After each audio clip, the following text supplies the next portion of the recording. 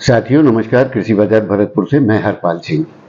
साथियों, जैसा कि आप सभी जानते हैं कि विश्व भर में खाद्य संकट की स्थिति पैदा हो गई है, जिसके चलते जिसका सबसे बड़ा कारण रशिया और यूक्रेन युद्ध को माना जा रहा है, जिसकी वजह से अमेरिका, कनाडा जैसे देशों के अंदर भी खाद्य संकट उत्पन्न हो गया। गरीब देशों की स्थितियां तो क्या होंगी, जिसका अंदाजा आप इस बात से लगा सकते हैं। साथियों, हालिया दौर में आईएमएफ ने एक अपील की है भारत सरकार से कि अपने नियमों में थोड़ी उदारता दिखाई जाए। लेकिन साथियों, जैसा कि आप सभी जानते हैं कि सरकार ने अभी फिलहाल में चावल जो गैर बासमती चावल है उसके निर्यात पर रोक लगा दी। पहले गेहूं पर रोक लगा चुकी है। दाल दलहन आदि में भी सरकार का रवैया उसी तरीके का नियंत्रणात्मक बना हुआ है, जिससे कि भारत के अंदर कोई भी इस तरीके की उथल पुथल ना हो। क्योंकि चुनावी वर्ष होने के नाते सरकार किसी भी तरह का कोई भी रिस्क मोल नहीं लेना चाहेगी, जिसके चलते वो बाजारों पर नियंत्रण की स्थिति बना करके चलना चाहती है। तो साथियों, जैसा कि आप सभी जानते हैं कि अमेरिका में जो चावल का बैग 12 से 15 डॉलर का मिलता था वो 50 डॉलर पर पहुंच गया है। उसमें भी एक प्रतिबंध लगा दिया गया है कि एक व्यक्ति को एक बैग चावल का ही बेचा जाएगा, उससे अधिक वो नहीं ले सकता। तो साथियों, जाहिर तौर पर खाद्य संकट का जो स्थिति है वो आईएमएफ की अपील के बाद ये स्पष्ट हो जाता है कि विश्व भर में खाद्य पदार्थों के खपत और उत्पादन या मांग आपूर्ति जिसे कहते हैं उसमें बड़ा अंतर आता चला जा रहा है।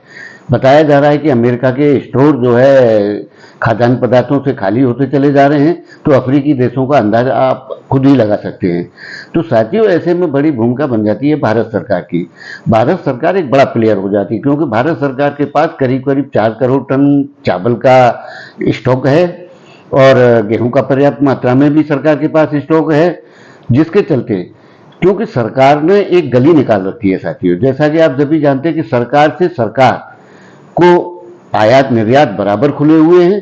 प्राइवेट प्लेयरों को सिर्फ इससे बाहर कर दिया गया है। प्राइवेट प्लेयर कोई एक्सपोर्ट नहीं कर सकता। सरकार चाहेगी, जिस देश को चाहेगी उसको देगी, जिसको नहीं चाहेगी उसको नहीं देगी। तो साथियों, इससे स्पष्ट है कि सरकार अपनी मंशा के प्रति बिल्कुल दृढ़ बनी हुई है और कई तरीके से वो इसका लाभ भी लेना चाहेगी। क्योंकि जब सरकार के पास कोई आवेदन आएगा तो सरकार उसी स्थिति के हिसाब से अपने कैसे संबंध हैं उस देश से, उसकी क्या ज़रूरत हैं और हमें उससे क्या लाभ हो सकता है, इन सबको ध्यान में रख करके ही सरकार किसी की सहायता करेगी। अन्यथा सरकार किसी भी तरीके से किसी वैसे देश को कोई भी सपोर्ट करना नहीं चाहेगी जिससे सरकार के संबंध अच्छे ना हों। तो साथियों, जैसा कि आप सभी गेहूं और उनके खाद्य पदार्थों के बारे में जानना चाहते थे, तो मंदी की संभावना तो कहीं से कहीं तक नहीं है, क्योंकि निर्यात सरकार करे या प्राइवेट प्लेयर करे, माल की कंजप्शन तो जानी होनी है, जिससे कि बाजारों में कोई मंदी वाली बात तो नहीं की जा सकती। लेकिन विशेष तेजी के दौरों को भी सरकार बराबर अपने नियंत्रण के आधार पर रोकना चाहेगी, क्योंकि सरकार चाहेगी कि 2024 के इलेक्शन में महंगाई कोई मुद्दा ना बने, जिसके चलते सरकार का नियंत्रण पूर्ण रूप से बना रहने की उम्मीद की जाएगी। लेकिन साथियों, जो जैसी सामान्य तेजी मंदियां होती हैं वो बाजार में बराबर रहेंगी, उनसे नकारा नहीं जा सकता और सरकार भी उनको रोकने में संभवतः सफल नहीं हो पाएगी।